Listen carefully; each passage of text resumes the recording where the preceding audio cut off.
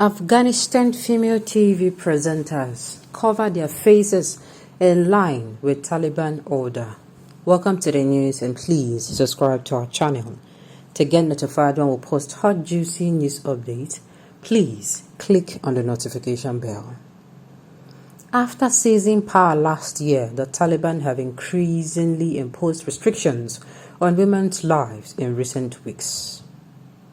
Women presenters and reporters on TV channels in Afghanistan went on air with their faces covered on Sunday in line with a Taliban order. The day before, some of them had defied the edict and kept their faces visible, BBC News reports. One presenter said women working in TV had resisted, but their employers had come under pressure. After seizing power last year, the Taliban have increasingly imposed restrictions on women's lives in recent weeks. Wearing hijabs and face-covering veils, women presented and reported on news bulletins and other programs across popular channels such as TOLO News, Ariana Television, Shamsha TV, and ITV. Tolo News presenter Farida Sial told the BBC, "It is okay that we are Muslims. We are wearing hijab, we hide our hair, but it is very difficult for a presenter to cover their face for 2 or 3 hours consecutively and talk like that." She said she wanted the international community to put pressure on the Taliban to reverse the edict. They want to erase women from social and political life, she said. Earlier, the Taliban's Ministry for the Prevention of Vice and Promotion of Virtue ordered that all women must wear a face veil in public or risk punishment, which was extended to TV presenters from Saturday.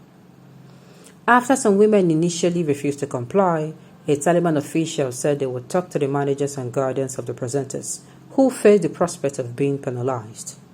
Sonia Niazi, a presenter with Tolo News, told the AFP news agency we resisted and were against wearing a mask. But she then said the channel was pressured and told that the female presenters must be moved to other jobs or sacked if they do not comply. Kipowak Sapai, the channel's deputy director, said on a post on Facebook, "We are in deep grief today." Another female Afghan journalist, who asked not to be named, told BBC, "Today is another black day for the women of my country." And the senior TV executive said, "Many female presenters fear the next stage will be to take them off air completely." Most Muslims around the world do not consider women covering their faces in public to be a mandatory part of the religion, and the Taliban initially appeared to be adopting a more flexible approach after seizing control of the country in August last year. But in recent weeks, they have imposed a series of restrictions on women's life, including assigning separate days for them to visit public parks and barring them from making longer journeys without a male guardian. Media outlets were told of a decree last Wednesday, a religious police spokesman told BBC Pashto. The ruling comes 2 weeks after all women were ordered to wear a face veil in public or risk punishment. Now my question to this is, why is this targeted at women? What's the fear? What are they afraid? What are they scared of?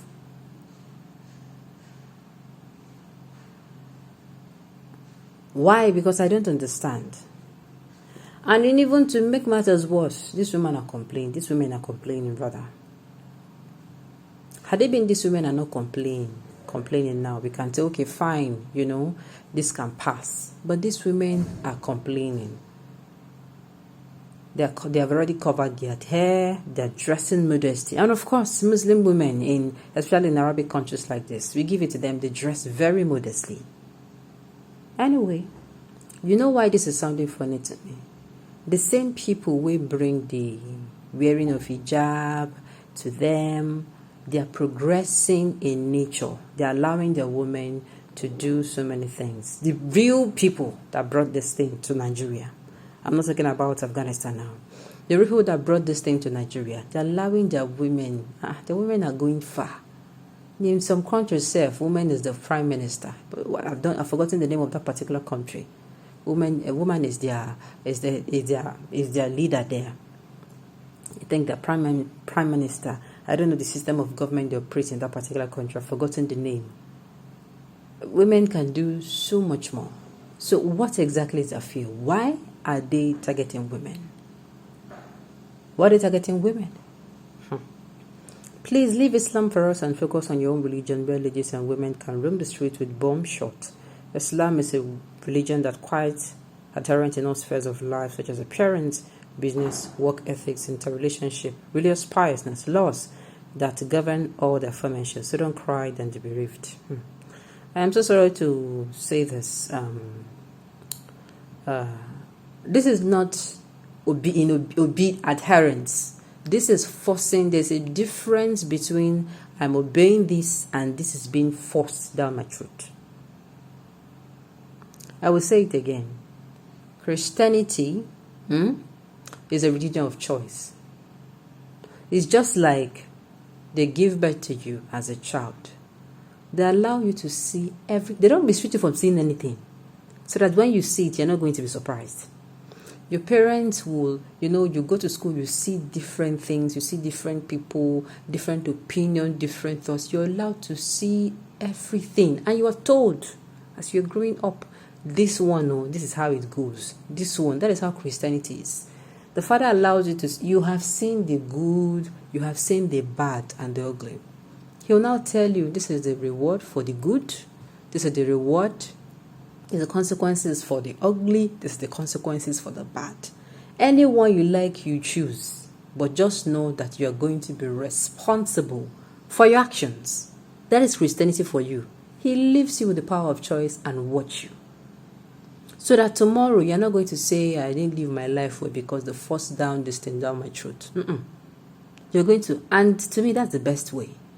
Imagine someone who have never seen people who do not dress, as in they dress in if you go to all those white countries now where the dress is none of their business, they dress anyhow.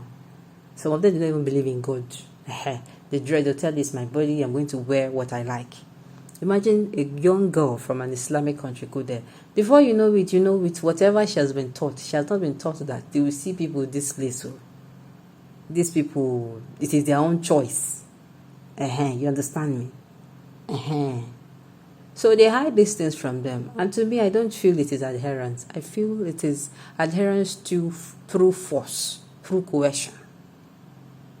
Allow these people. Allah is the one who is going to mete out punishment to them and not human beings, right? Allow them make that choice for themselves. Allow them. Yes, you're giving the choice. Even when Jesus, according to the Christians now, Jesus came down, he had a choice to say no. Do you understand? At one point, he had a choice to say, I'm not going to do this thing again. I'm not fit. But he chose to say he would. He came to die for us. Right? So you have that choice. You have a choice to make. You decide what you want for yourself. That's the beautiful thing about Christianity. But your actions, you are going to be responsible for it. Okay, on this note, we've come to the end of English. We say thank you for tuning in to listen. Until I come your way next time.